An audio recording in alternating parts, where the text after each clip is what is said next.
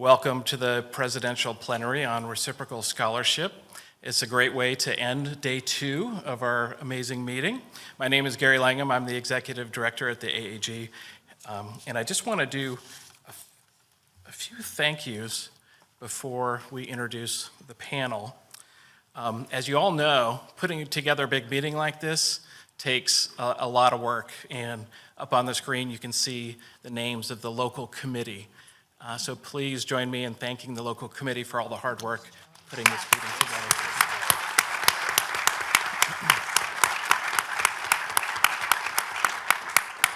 And I especially want to call out Reese Jones, Neil Hannas, and Aurora, who's on the panel, who you'll hear from in a minute, for all the guidance and special help they gave us to make this meeting just so amazing. So thank you to all. Okay, so with that, let me introduce Rebecca Lave. She's the AAG President. It's been my honor and pleasure to work with her this past year. Thank you, Rebecca. Rebecca is the Associate Dean for Social and Historical Sciences and a Professor of Geography at Indiana University Bloomington.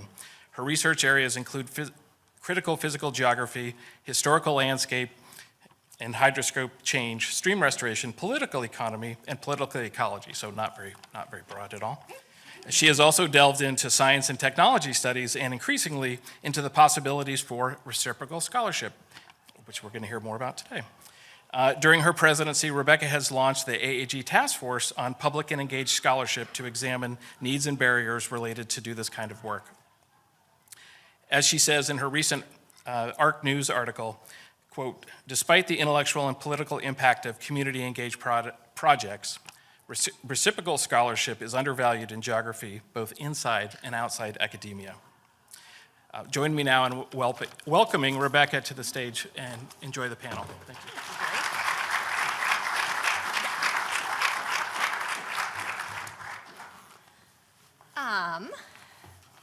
Hello. It is so nice to see you. I have been joyfully, maybe even gleefully planning this panel since I started my term as president. So my hope was to focus attention on reciprocal scholarship and the intellectual and political potential of community-engaged research in geography, and also to highlight the scholarship of people I deeply admire. The 3 panelists here on stage with me, who I will introduce in a moment, are early career physical geographers whose research attends both to physical systems and structural injustice. Each of them engages deeply with the communities in which they work, on water access in Hawaiʻi, on climate justice in Rio de Janeiro, and soil contamination in community gardens in the Seattle area. So our plan is for each of them to present their work for about 8 to 10 minutes, and then we're gonna have a discussion amongst them on some key questions that we came up in our prep meeting. Because in our prep meeting, the conversation, you could imagine when you don't know each other that the conversation might be a little awkward, and instead the conversation was just like, pow, bam. So we were like, okay, we really want some time for the 3 of them to talk through some questions that we developed together. And then at the end, there will be a short amount of time for Q&A. Because of all of that program squeezed into 1 hour, I'm going to introduce them very succinctly, but please understand that my brevity here is a sign of how much I want to give them time to speak, not lack of respect. Aurora Kagawa-Viviani is an assistant professor at the Water Resources and Research Center and the Department of Geography and Environment at the University of Hawaiʻi at Mānoa, and she is a current member of the Hawaiʻi Commission on Water Resource Management, which I think we're going to hear about from her today. Núbia Beray Armond is an assistant professor in the Department of Geography at Indiana University Bloomington with a focus on urban climate and climate justice. And Melanie Malone was recently promoted to associate professor in the School of Interdisciplinary Arts and Sciences at University of Washington at the Bothell campus, and is the lead principal investigator of an EPA STAR grant, the Duwamish Valley Research Coordination Network, building capacity for tribal community and agency research in urban watersheds. So with that, I would love to hand it over to Aurora, who's going to go first.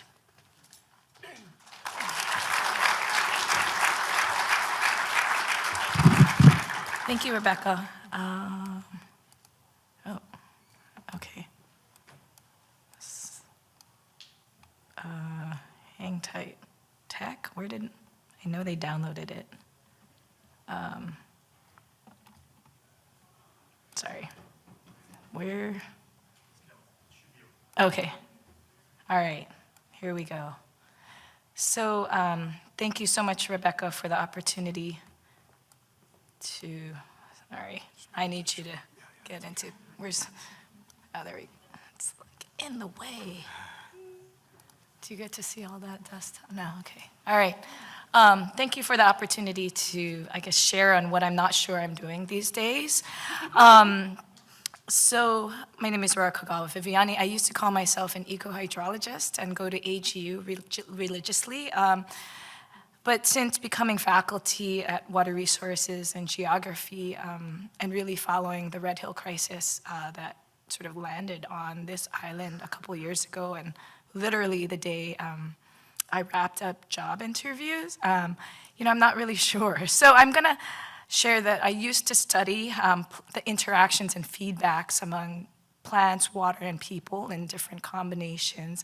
And now I feel like I study with water, people, and plants. And I'll share a little bit on kind of how I got there. So I did want to expound a little bit on the themes as I was thinking about how to introduce myself. I wanted to talk about the themes of this conference, and I wanted to break them down a little bit, just because I think they're really important for understanding my motivations and approach to reciprocal scholarship. So one of the themes was he ali'i ka'aina he kawa ke kanaka. That's a olelo no eo, or a proverb. That's basically the land is the chief, and people are its servants, creating in a very compact sentence an ordering of the world.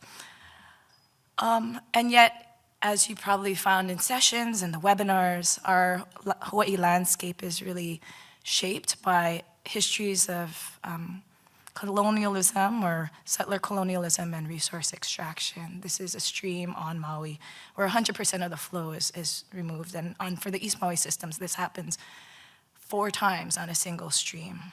And you have to understand the hydrogeology of that setting to understand how it's even possible. And where does that water go, right? At the same time, there are these visions of restoration and abundance that inspire many in the Hawaiian community and of my generation. On the left is a picture of Kaneohe Spring. Some of you may have visited it yesterday. And on the right is an image of an awai kind of feeding a lo'ikalo patch in Kauaula Valley on West Maui, a little bit a ways from where the Lahaina fires occurred. And it's actually at this site of the Palakiko Ohana that was a major source of contention and continues to be entangled in the potential restoration of mokuhinia in Lahaina. But mohala I ka wai ka mako o ka pua, the blossoming of the flower is made possible by the wai. And so this speaks to the theme of recovery and restoration, and aspirations for what many Hawaiians call and consider aina momona and even ea. So if we can hold both these visions of the future and kind of the current challenge and historical challenges together, I think what for me is important is understanding the role of the researcher in moving us from one context to these visions for the future. And I think it's actualized through this idea of reciprocal scholarship or community engaged research. But it's not just engaging with community, and it's not just what this Olelo no Eo says, a'ohe pau ka ike ko halo ho'okahi, meaning not all knowledge is learned in one school. It's not just interdisciplinary, but what is it? That's a journey I am currently on as well. And so I want to share with you kind of my training and how I got here. I'll just, in a nutshell, it's a little bit of privilege, it's some privilege, stubbornness, I'll call it persistence, luck and opportunity, and as Kanaka Oiwi, a sense of kuleana, a responsibility. I can't not do reciprocal scholarship. And so I was born about 10 minutes or 15 minutes away from here in a valley called Pauoa. I did pretty well at math and love physics, and I went to engineering school, a small school called MIT, and majored in environmental engineering. And I was so over the East Coast, I couldn't wait to come back home. So I found myself in a followed an engineer into a botany department and ended up sticking sensors in trees for a few years. But it's really not necessarily the kind of rewarding work that someone who wants to, make a difference in the world engages in for very long without burnout. I had the opportunity to work on a grant-funded couple human natural systems project in Leeward Kohala on Hawaii Island in an ahupua'a called Puanui. And so it was there that I got to work with my counterpart, Ala Lindsay. He's there with bald head. He would laugh that he had a PhD because he was the post hole digger, and I was the MS, the miscellaneous. And so we were working on a dryland field system restoration project, and we work with kids from Kohala High School, young men, and all of them taught me this urban, sort of relatively privileged girl a lot. But, with grant funding, all good times end. And I found myself back in school pursuing a PhD in geography because I really wanted to bring together my experiences, talking story, and being with community and seeing some real disparities. And yet I ended up having to graduate and ended up working with sensors again. So it was after my PhD that I began to really do more engaged work. Because through my PhD, I would say science was my day job. And I did my advocacy work as a volunteer outside. During my postdoc, I got to interview and do qualitative research with land managers. And as I was in adjunct land, a law professor convinced me that I should apply to serve on the State Water Commission. It's a volunteer position, and it's a 4-year commitment. So maybe it was a little crazy, but it's also been life-changing. So throughout, I've been meditating a lot on how I can leverage the scientific technical training I have with decolonizing methodologies and aspirations of the community that I consider my community. And I just want to cite Linda Tuhiwai-Smith, because normally I'm talking to a room of scientists and trying to get them to understand this term called methodology is not a technical method, it's an approach. And so I'll just read it out, though. Methodology is important because it frames the questions being asked, determines the sets of instruments and methods to be employed, and shapes the analyses. Within an indigenous framework, methodological debates are the ones concerned with the broader politics and strategic goals of indigenous research. It is at this level that researchers have to clarify and justify their intentions. Methods become the means and procedures through which the central problems of the research are addressed. And so this is what guides me, and I think is something I want to share. I share with mentees. So what I've been doing in the last couple years, I'm not sure I would call it research, is really precipitated around a couple of crises that we've had in the last couple of years. And this is a heat map of the calls that followed the Red Hill fuel spill into the Red Hill Shaft, one of 3 major water sources for the Joint Base Pearl Harbor-Hickam public water system. And it coalesced, I helped coalesce a group of volunteers who were just like, what can we do? And in the days that followed, in early December of 2020, what year are we in? 2021, I was running around campus taking water samples submitted through the Leeward Community College, where my partner works, to labs that had mass specs. And at the time, we didn't even know what we were looking for. It slowly unfolded, and it continues to unfold. But Andy Welton, who works at Purdue, gave me this idea. One of the reasons why researchers can be helpful in disaster-type environmental health situations is because we're not used to knowing the answer to something. We seek a phenomenon, ask questions, and set out to answer, and that's what's often needed post-disaster. And at the time, I was serving on the Commission, which is a regulatory body, and at the Water Resources Research Center as a postdoc. And I could see that government didn't have the nimbleness that not the university as an institution, but the researchers within the university could quickly organize and had capacity and had labor and an ability to mobilize very quickly and ask the kinds of questions that concerned water drinkers were asking.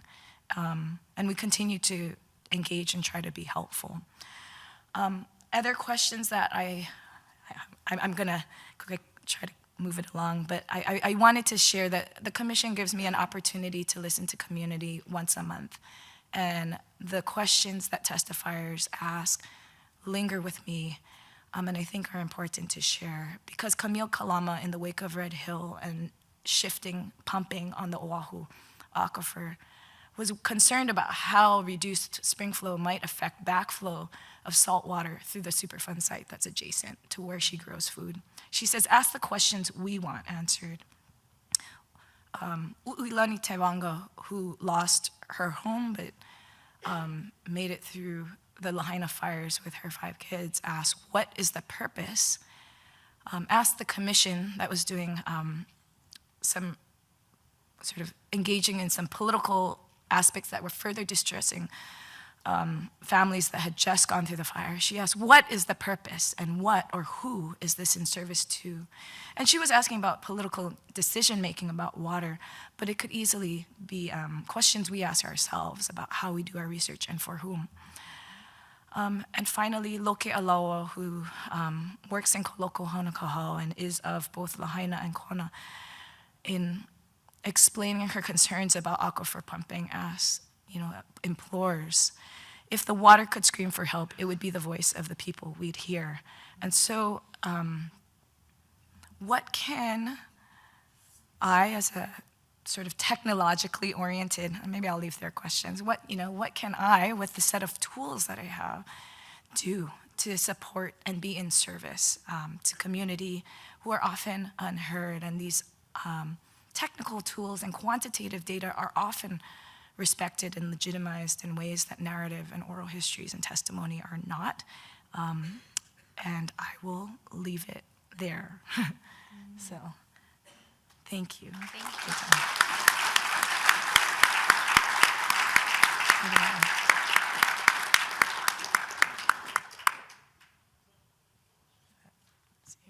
Okay. Our next speaker is Núbia Beray Armond.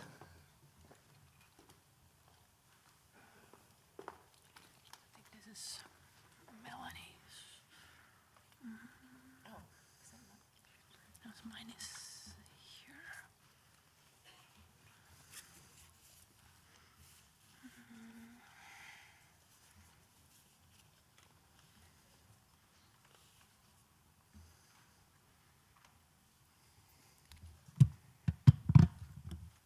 Okay, it's working.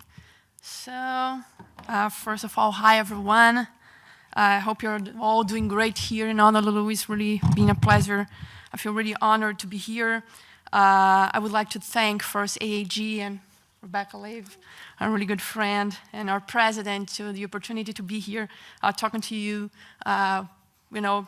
using our experience and sharing a lot of insights about one side of my research that I think is the first time I'm talking about that, right? So as I usually say that I'm urban climatologist by training, so I usually talk about the outcomes of all the sensors we install in the field, or how the data we collect makes sense when we think about people or the disproportionate impacts of, for example, extreme rainfall events, or even more regular or usual events. So that was really hard for me to try to find a framework to do this presentation, but I think I did my best. So I'm gonna share with you some of my insights and some of the side of my research, which is kind of gaining being more core in my research.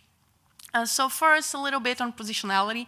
As I told you, I'm urban climatologist training, so I think there are a couple of challenges when we try to understand better urban climates in the Latin American context. And I think that gave me a little bit of some different aspects when we think or when we compare some urban climatologists that come from Global South or that come from Latin America, if you compare to, for example, more standard urban climatologists. Pretty much because the reality of the cities and of the urban spaces in Latin America are really unique and are really challenging for us when we try to understand, for example, how the heat is affecting different people around the city, for example. So when we think about, understand this relationship, the Brazilian geographer really did some particular, some specific, and at some point some endogenous job in trying to develop our own kind of body of knowledge, what we call the Latin American urban climatology tradition, which actually comes or derives two actually traditions. First of one is what we call geographic climatology, framework that, when we think about the urban spaces, it understands the urban climate as a system composed of three, what we call subsystems: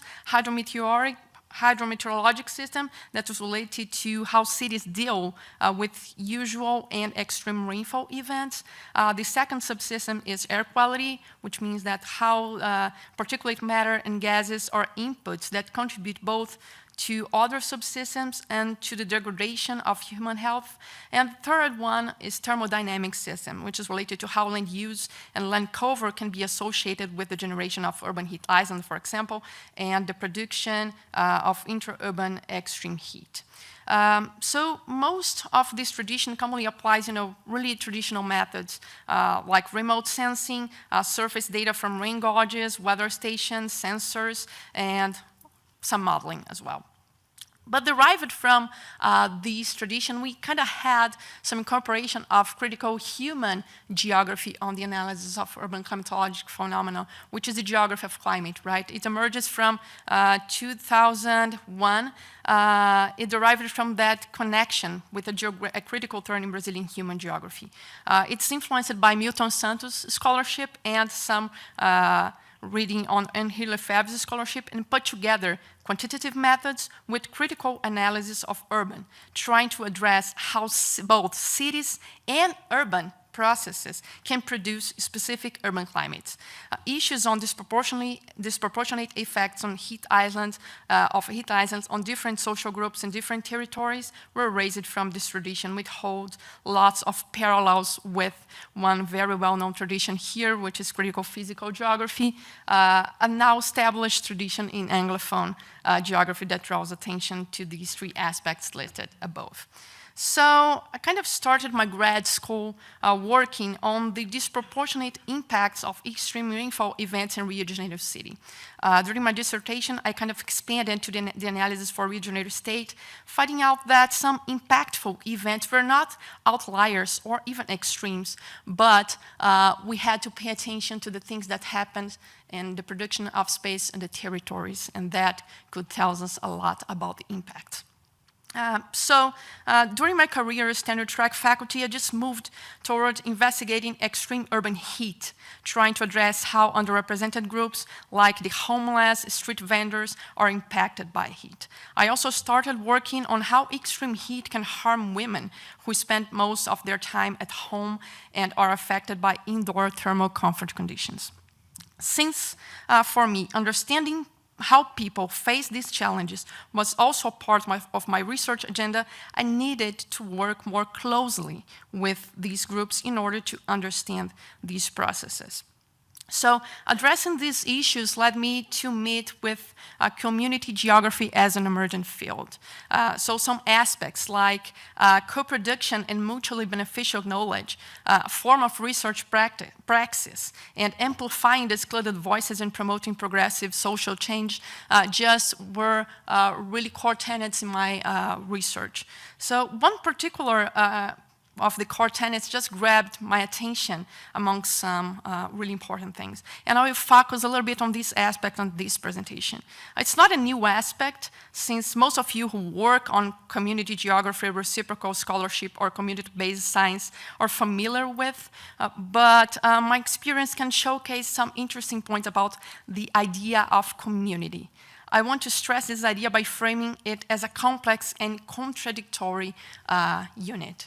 Right? I mean, by contradiction, I'm trying to take some of what I learned from the political economy here. So I was saying that I pretty much do critical urban climatology, trying to understand better how urban heat islands disproportionately affect people in Brazilian cities, mainly in Rio de Janeiro. So in 2021, I was out for sabbatical leave at IU Bloomington when I received an email with a call for a campaign to monitor urban heat island. People here, some of you were part of the campaign, conducted some of these in your cities. I know some in Tempe, Phoenix, Arizona is a great place that we have brilliant showcases in there. But for the first time in 2021, the application considered cities outside the US to conduct a mapping campaign. So I just applied it and we were granted. And Rio de Janeiro was the first city in South America to be awarded with this campaign. One of the core aspects of the campaign was to conduct community-based heat mapping. So at that time, I decided to talk to everyone that I considered community in order to get the heat mapping campaign done. So I started to, grabbing some contacts, sending a couple emails, and designing the strategies to reunite people, to reunite the community and the people I considered community to carry out the campaign. Well, we started talking, spreading some information about extreme urban heat on internet, mainly Instagram, Facebook, Twitter, and at the same time, we sent some emails, I made some calls and connections with people from social movements, NGOs, and people who work in City Hall. At the first time, we contacted the City Halls several times in order to see if we could benefit from any resource that would be available at that time. Secondly, or actually the same time, we contacted some NGOs and activists, and we just received a huge support from the community. So a lot of social movements, grassroots groups, and activists shared the campaign information and the call for volunteers on Instagram, Twitter, and on their network, and helped us spread massive amounts of information about the campaign. Some of the people involved in the movements also volunteered the campaign. We had an excellent response from them, considering the volunteers' participation. One of the focus of the campaign that I think helped us to, reunite people, and mostly people who volunteered the campaign, was the fact that we are interested in monitoring not only heat by itself, but the heat in function of exposure.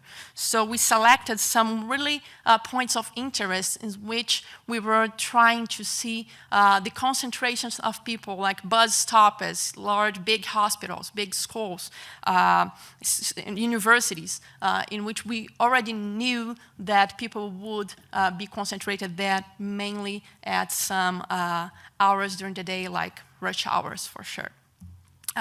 So we designed some routes, and then the volunteers just conducted the campaign with us. I have to say that they did a great job in terms of engagement and conducting everything. We are really thankful for that. We had more than 150 people interested, more than 60 people just showed up, so that was really interesting, and they did pretty much everything. We have here some activists on the pictures that's also conducting the campaign with us. I have to say that this process was not exactly this straightforward. We had a lot of meetings afterwards, sharing the data for both society in general and decision makers. The last ones made us try to answer some really complicated questions about urban planning, urban design, and how could we help them to solve some problems that we as researchers could not solve. Most of these meetings actually were not exactly comfortable for us.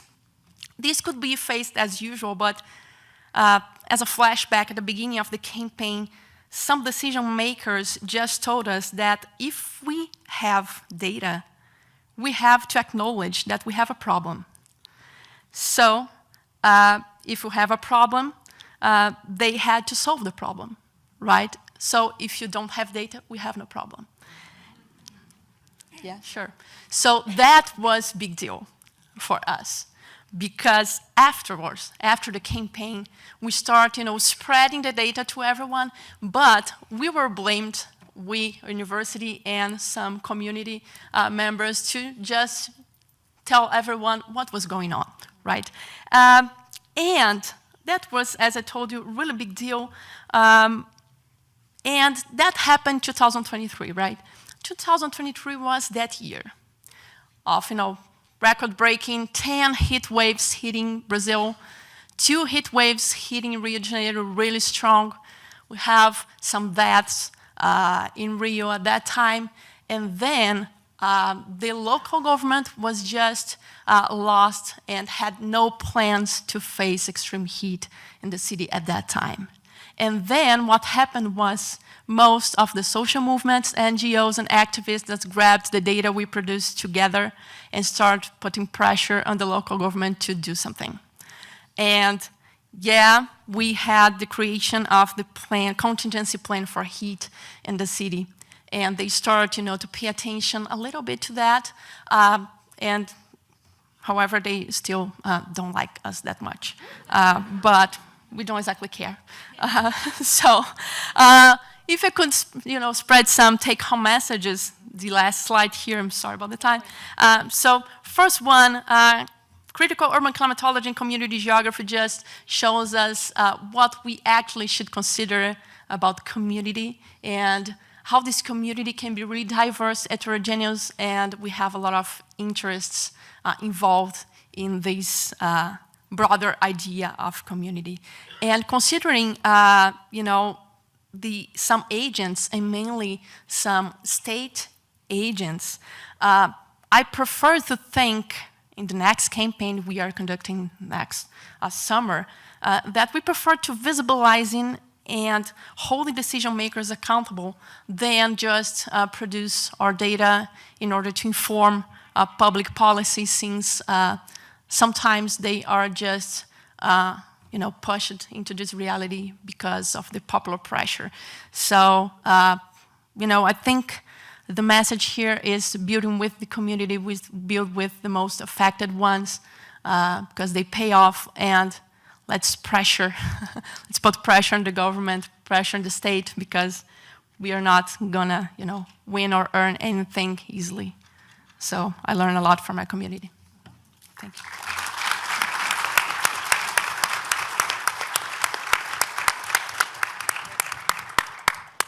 All right, and our third speaker is Melanie Malone.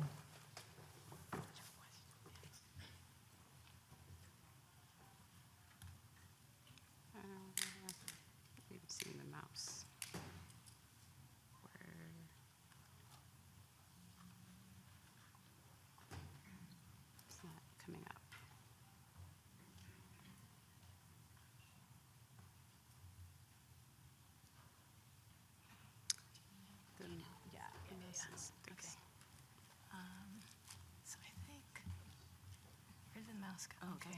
I know, I wasn't. Are you here? Yeah. Thank you. Okay. Let's see. Yeah. Here you go. Can we? Okay, great. Thank you. Okay. The hardest part is always getting set up. All right. So many great things already said, and I'm going to try to keep mine to our close to 10-minute time so we have time for questions. So briefly, I've worked in almost 30 urban community gardens in and around Seattle, Washington, testing for contaminants, including heavy metals, the herbicide glyphosate, and multiple types of petroleum products, some that are legacies of previous compost and fertilizers gardeners and farmers didn't realize they were inadvertently adding to their garden plots, and others from atmospheric deposition surrounding the sites coming from vehicles and airplanes, sometimes driving uncomfortably close on highways or flying over at very low elevations in the most impacted neighborhoods under flight paths. And a more recent project that I've been leading over the last year and a half, my research team has collected hundreds of samples for contamination in the lower Duwamish Valley, and specifically in the lower Duwamish Valley Superfund site in South Seattle, which is one of the most contaminated places in all of the US, where people on average live 8 to 13 years less than people living in the rest of Seattle. There I collect samples from soil, sediment, and water for many of the same contaminants that I collect from my community gardens and farms, but also PCBs, dioxins, and furans, which are byproducts from paper and pulp industries that are prolific throughout the Pacific Northwest. I also sample cancer-causing polycyclic aromatic hydrocarbons that occur from petroleum products, all of which are abundant in the industrialized area comprising the Duwamish Valley, and especially the lower Duwamish Superfund site. What's common in both of these current projects is not that there is just contamination or that I expect to find contamination, and that it also disproportionately impacts Black, Indigenous people of color, and all of the depressing and distressing things that you usually read about in many environmental justice studies. But in my research, I also find that it's common for people to be overstudied, yet simultaneously be underserved. Data is not shared or made transparent to the communities being studied. Regulations, policies, and safety guidelines for contamination are inadequate, insufficient, and unclear, as I've written extensively about and can explain and more in our panel later.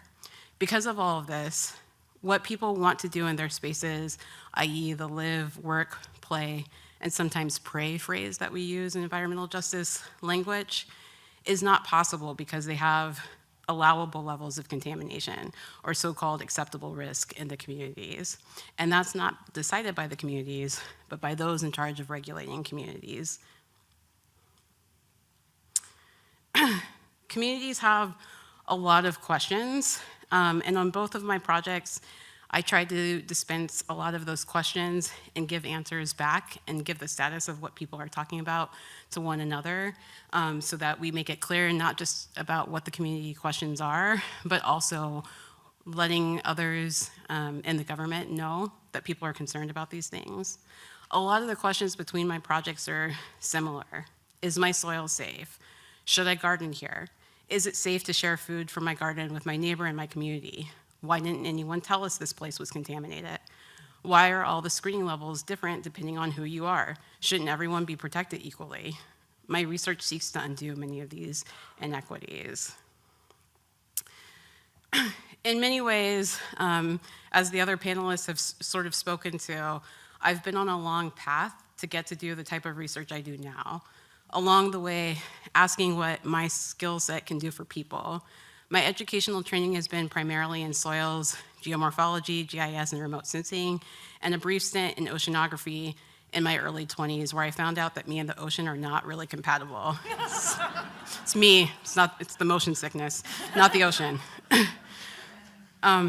In between my master's and my PhD, I worked as a somewhat disgruntled environmental geologist, questioning why so much effort was focused on cleanup of pollution rather than stopping the problem of contamination in the first place, after spending years working on the Portland Harbor Superfund site and many other very contaminated spaces in and around Portland, Oregon. Turns out, all of those skill sets and experiences are useful because communities often don't have researchers who are primarily trained in the physical sciences to interpret data for them with community interest and equity in mind. Most contaminant research is used against communities and is not done well, as Laura Polito, Shannon Cram, Ellen Yen Cole, and Robert Bullard have pointed out. And what I most appreciate about critical physical geography, which I discovered late in my PhD when my then advisor said, "Hey, I think you're a geographer, and have you heard of Rebecca Lave?" is that it interrogates the politics of power, knowledge systems, and methodology, asking why research is conducted in certain ways, and if those ways are appropriate. What I can do as a physical geographer with just enough knowledge of some critical theory and social science to be dangerous, and mostly annoying to regulators, but not to community, is this.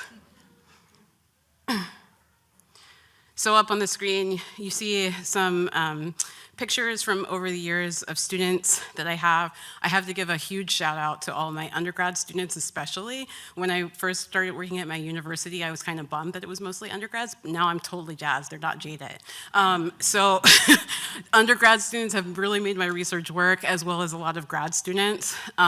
They do a lot of sampling for contaminants in soils and plants. They do community interviews. They take my critical physical geography course, so I can praise that and build the field. They do a lot lot of work with community and learn about community-generated questions. And they also do a lot of peer-to-peer teaching with each other, which also brings into accountability that I hope we get to talk about into our panel, holding each other accountable for the way that we're doing methodology, but also thinking about how to be accountable to the folks that we're doing research with and the broader communities where we're doing environmental justice work. There's also a lot of data translation, and I appreciate that Aurora just brought up, like, the people in the sciences actually are the ones that sometimes need the data translated to them from community. So oftentimes we talk about translating the science to the communities we're working with, absolutely necessary, but also the scientists that we're working with that have never thought about social science or other questions that come from communities need that to be answered. So I do a lot of intervention work and a lot of policy recommendations. I distribute toolkits to the public to know how to sample, status reports about contaminant levels every year, recommendations for how to eat out of garden spaces, lots and lots and lots of educational events, and then also some community coalition building with the various groups that I work with, where we go to the city and raise questions about the various problems we're encountering. In the Duwamish project that I work on with the Superfund site, there's a lot of synergy, again, and many of the things I do on the garden project are also happening in that. In that project, 100% of the samples are taken and directed to us by community. And so getting away from my early origins, again, as kind of this disgruntled scientist that worked in the Portland Harbor, to talking with people, doing lots of workshops. That budget is so large just because contamination is so expensive. So some of my samples cost almost $1,000 per sample. So we have over $220,000 dedicated just to places that the community wants us to sample. And in that, we try to do a lot of STEM education and advocating for better policy and regulatory work, because a lot of the way we're finding that people are sampling and looking at the contamination and translating it back to community is not working for them. On the note of looking at where climate change has impacted community and also those that are most disproportionately impacted. This is just a slide showing an example of the king tides in December 2022, when an area near the water and the industry in South Seattle got totally flooded. This was a primarily Cambodian community. People from that location are still displaced. So we went out at that time, we had just been awarded the grant, went out and sampled at that time to see what was in their water, which is a lot of sewage sludge and PCB water and so forth. We also just went back there recently and sampled again, because a lot of those residents are still displaced from that, and they don't know if they can go back into their spaces. So again, climate change is here and it's happening, and people are getting more and more exposed to it because of all these things like flooding that are more frequently happening. We also do a lot of sampling from places that the community has identified as kind of unknown sources of contaminants. Many of the outfalls we sample in this project actually don't have known sources, even when we ask the city about them.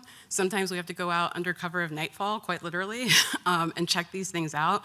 And we discover all sorts of nasty sheens and spills. And spills, by the way, have been prevalent throughout the time that I've been doing this research. And so we're always out there trying to figure out what's going on for community, because nobody else is set up in this situation. I also have always had a love affair with mapping. There's a lot of that I won't have time to talk about in this project, but in both of my projects, I try to do as much making the invisible visible to my communities. So in the garden projects, when I take soil samples or plant samples, I'm always giving them locations of where those are in those gardens so they can see them year after year. In the Duwamish project, I take infrared mapping, or I do infrared mapping with drones to show different places that are impacted in the vegetation by different contaminants that are there. We also look at groundwater recharge and have a thermal drone out in this project now to see the areas where groundwater might be interacting with kind of the shallow water near where communities are working. And though I think a lot about all the different ways that land is degraded and people are treated unjustly, there's a lot of beauty in all the research that goes along with doing community work. So teaching youth of a variety of ages and seeing my undergrad and grad students learn to teach upcoming scientists, for example, is one of those. Seeing beautiful rainbows and pouring rain when our teams have to go out because contaminants are being flushed out during storm events, and seeing many different species of aquatic life thrive and make it despite the extremely toxic conditions in the river. So finally, in reciprocal research, we often talk about building up community, and I like to think that there are parallels between building up communities that I do research with and building up soils and land. In the gardens where I've done research in particular, folks are always lovingly building their compost back up, building beds, and building each other up, undoubtedly. In a very critical physical geography way, I've been thinking about how people in our environment are built up, torn down, and shaped by the policies that regulate us all. Through the community projects I've been conducting over the past few years, I can see that the community being empowered to collect their own data and to have someone collect it in places that are of concern to them is extremely important. I can see how people are eager to learn more about their environment and those in their communities and often beyond their communities, and how excited people are to organize and spread the word. There's a lot of joy in these moments, from finding carrots shaped like a pair of legs while plant sampling to building raised boxes and greenhouses with high schoolers. And I feel very fortunate to be doing research and befriending many of these community members. Thank you.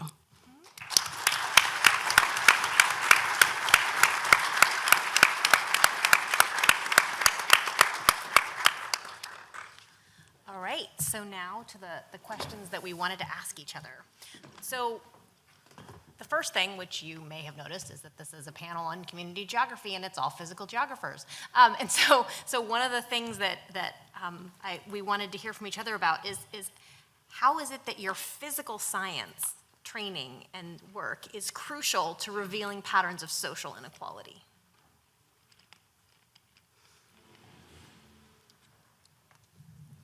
Who wants to go first? we're looking at you.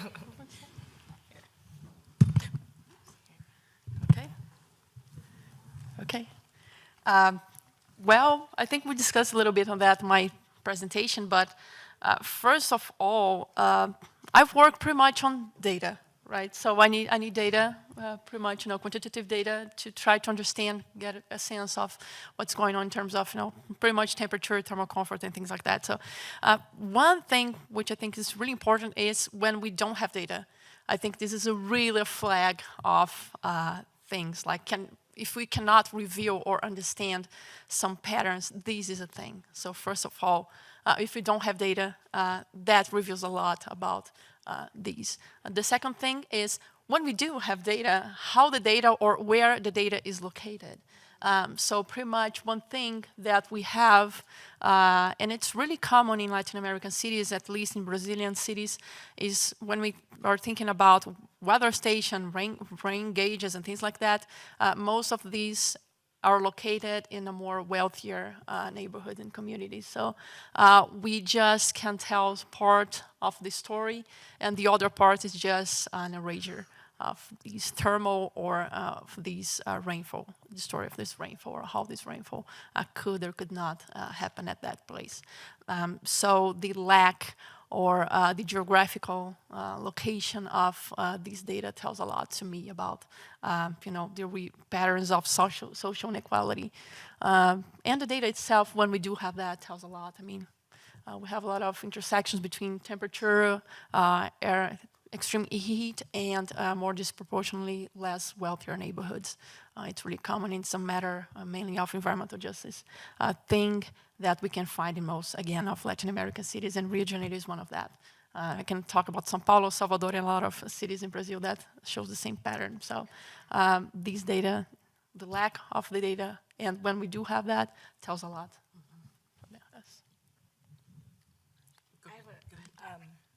I'll just say I'm loath to say things I have not yet done, but with a colleague, I'm trying to undertake an urban heat project on Oahu, and it's funny, I've done temperature mapping, and we have great 250-meter grid scale maps, but nothing at the scale that people experience, and so Honolulu is my hometown, and I know where scientists are loath to put sensors because they're afraid it might get stolen or vandalized. And I think, I'm really interested in probing where those measurements aren't taken. The other thing I think Red Hill taught us was, I'm not as a researcher, but how data and the absence of data is deployed, or how overwhelming amounts of data are used to say, here's the data, but then are purposefully uninterpreted to disempower.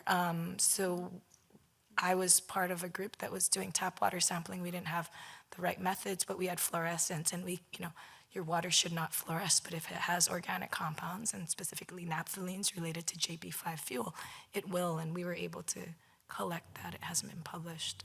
But, just providing evidence back to, I can't remember your question now, but it was really gratifying to be able to let people know, they're not detecting it with, EPA method, what have you, for total petroleum hydrocarbons, but it's there. You're not crazy. Yeah. I think this works. Yeah. It's a great question. And just to echo both of what you all have said, so much data is out there, but it's never interpreted for people. And then oftentimes regulating authorities will say things like, well, it's out there. People can just click on this website and then they should understand it. And we hold, open comment periods. I don't understand why people don't come to our open comment period at 1 p.m. in the day, all these different things, right? And so it's really obvious in some ways why people continue to have contamination, urban heat, Superfunds, all these things, because there's not any sort of motivation to actually help people. And I think that there's really a lack of accountability in that. I know that all three of us feel really, really strongly about accountability to the communities that we work with. I also am really careful about what I share from the communities that I get, data from. I don't share that with everybody, and I really take seriously those, kind of concepts of free, prior, informed consent, so that communities know how their data is going to be used and always have access to it. And if they don't want it shared, I don't share it. Awesome. All right. Given time, I think I might skip the second question and just go to the third one, which is, what do you want your research to achieve? I go for easy questions. You can tell. Yeah. Well, for me, that's pretty easy, and I kind of outlined it. I want to be part of actualizing these visions that I hear articulated, or rectifying kind of the harms that I also hear articulated. So do good. Mm-hmm. I have a short answer as well, like I was trying to formulate, but I want my research not to be mine. I want my research to be ours. That's beautiful. I think for me, it's making the invisible visible. It's just really hard to see all the ways that people are impacted through environmental injustice. And when the data is out there, I think that we can use that to really show it and subvert the systems that usually use it against them. And so much is hidden from people, I think, that we could make very accessible, not just to the communities themselves, but to the broader public, so that they can really see how some people are impacted more than others. But really it comes back to how all of us will be impacted eventually if we don't deal with it. So that would be my goal. Awesome. All right, so we have a few minutes for questions. I want to really encourage you to be succinct in your question so that we have time. Anybody? I have a question for Melanie. Do you work with local governments, like Snohomish County, Surface Water Management, and King County in your work? And have you had much success with working with them, with public outreach? Yeah, it depends.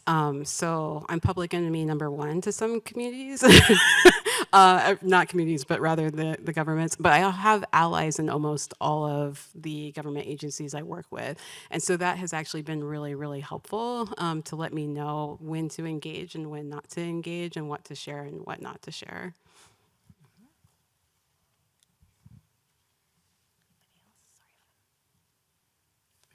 Oh, great. Yep, there we go, sorry.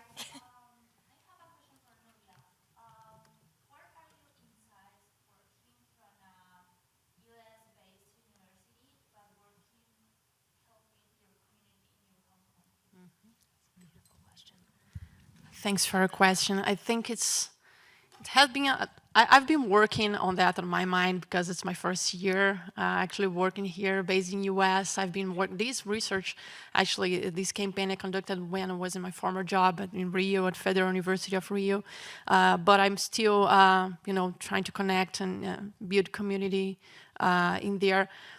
Then again, I'm still working in my mind, but I think I have the opportunity here to showcase and, to spread what exactly happens in our cities and how actually we understand what happens in our cities. Because we have really, again, challenging cities in Latin American context, right? So we have a lot of contradictions, environmental justice issues are all around, inequities, inequalities, all sort of, all sort of issues, all sort of problems. And for us, I think who are Latin American scholars, I don't think for us to understand, for us who are committed to understand the reality, that was not exactly easy because we have to grab a lot of variables into the equation. So pretty much this is why I think we kind of developed our own way to think about this stuff, think about the things. And right now, I think by working here, I think I have the opportunity to share what happens, to showcase my community, to have more resources to support them, because it's totally true. Like, we have different access in terms of resources to research, to conduct things like that. So I'm definitely doing that. It's my commitment here in US to work for my community in Brazil. Latin America is my place. So Brazilian cities are, my cities. So I will keep doing that as I can.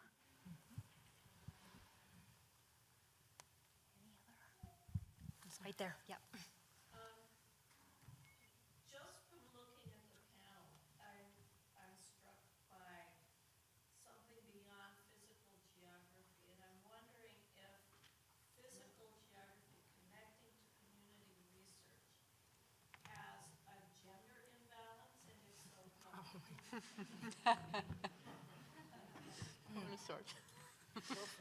You can start, I think. They're not brave enough. Love this. I don't know. I mean, I do work with a lot of women, but I also have counterparts, a growing number, like literally last night working with a computer scientist at Georgia Tech and a mechanical engineer at the University of Hawaiʻi, and I think we can build coalitions. I got tagged as the community person, but I can speak engineer with them, and so I think it's a way to, it's traditionally not valued, right? And so, but it's something that I personally value, and I'm willing to take some of those risks as pre-tenure. I'm going to figure out how to make it happen. But I think, I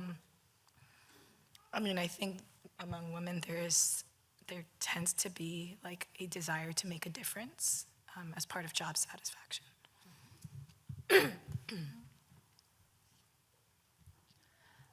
I think there's definitely a gender thing related to that, not only because of this panel, but at least when I try to think about mainly of critical urban climatologists in Brazil, which is my country, most of the field is women.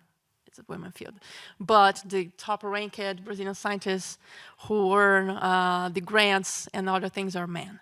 And they're not exactly working on critical perspectives. So I think they're definitely a gender. Maybe we should think more about that. And, social reproduction theory and things like that. So I think this is on my agenda at least. But I feel it's structural, and I can see structural things here, definitely. Thanks for pointing it out. I think I haven't run into too many gender things. However, what I will say is that I think being a woman and a person of color can be more challenging in certain situations and kind of weaponized against me at certain points, because on the one hand, I'm at a university where I have a lot of privilege and I can do a lot of things, but I also come from communities that have had data weaponized against them and so forth. And so sometimes when people don't want to work with me from kind of municipal authorities and so forth, they're like, oh, you have all this privilege, right? And I'm like, actually, no. Even in my university, I'm sometimes discriminated against, right? And so these are multiple layers of the challenge of working with community, because sometimes you simultaneously identify with them, and then sometimes you have more privilege, but you have to figure out how to use that privilege to serve the community best, and also kind of use your agency in the way that is, won't drive you insane as you're doing the research.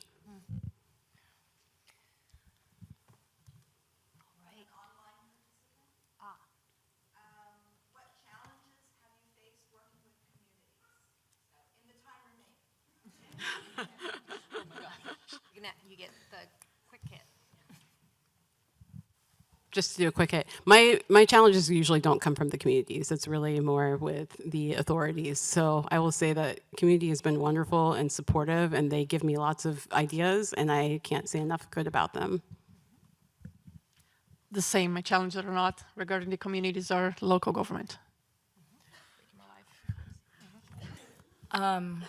To echo, it's just not having enough capacity to do what I want to do. And that comes in the shape of funding, that the university would like to take credit for being community engaged, but not fund it. So. All right. On that beautiful note, I hope you will join me in celebrating these amazing scholars.